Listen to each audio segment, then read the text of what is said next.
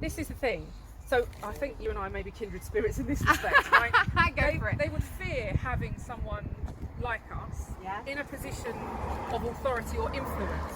Because I'm not, look, for me, I've been in this scene for a long time, and I've seen changes. I've seen changes from when I was a small child to now my godchildren are small, and I've seen the difference in their lifestyle compared to mine. This is only getting worse, and it's getting worse because the people that are failing to represent those who you've been speaking to, I've been speaking to, I've had exactly the same thing as you, right? All these people in the constituency are saying, no one cares about us. Do you actually care? But they've seen a lot of stuff that I've been doing out on the streets, and they said, you know what, actually you probably do care, because we've seen you out there. I first of all think, take the money out of politics. Take the money out of politics and see how many of those elitists, those fat cats who are scoffing from the same trough, see how many of them stay. Make it a commitment, make it a life choice. I mean, it's a really strange life choice, but I decided to shut my business about 10 years ago, or 8 years ago, and enter into political activism. I had a very comfortable lifestyle. I had a very successful business.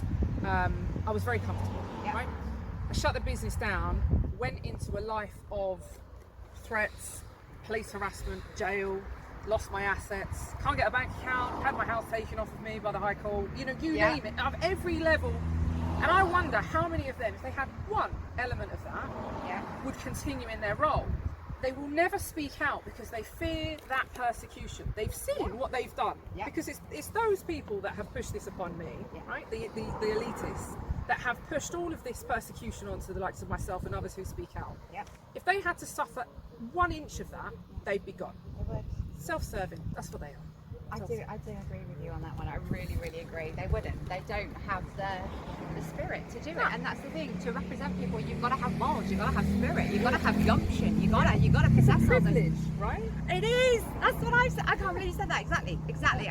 That sounded a bit corny, so I never say that. But I kind of like it. If people have elected you to represent them, it's that is trust. a privilege, and They've I trusted think, in you. Absolutely. And like, if you look at old school politics, and your grandfather, as we spoke about earlier, proper politics. Exactly. But back then, politicians weren't, even people our age, and I'm assuming that you look a lot younger than I am, but around our age, let's say the ballpark figure, right? It wouldn't have even been people this young. Generally, it was older, influenced men who had maybe served their country. They had really put a huge amount into society, and they had grafted. And then, as very wise, experienced men, they took on the privileged role of representing their people.